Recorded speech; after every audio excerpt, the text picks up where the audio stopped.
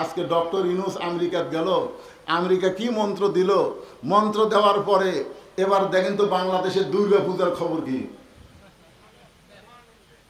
হ্যাঁ, ভারতের হিন্দুরাও যে ভালো নাই, তার চাইতে বাংলাদেশের হিন্দুরা মনে হয় জামাই আদরে আছে। জোরে কোন কথা ঠিক না?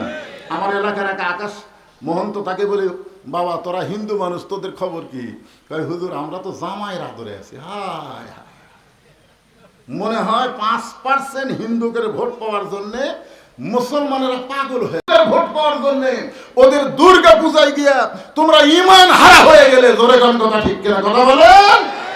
মান তাশাব্বা বিকওমিন ফাহুয়া মিনহুম। সবচেয়ে বড় জুলুম হলো এই দুর্গা পূজা আল্লাহর সঙ্গে শিরক করা, আর সেখানে কোনো মুসলমানের বাচ্চা যাইতে পারে না। জোরে কোন কথা ঠিক কিনা? আর সেখানে যাইয়া ওদের সাথে মিলে মিশে ওদের প্রসাদ খাও, ইয়ার কি মারো।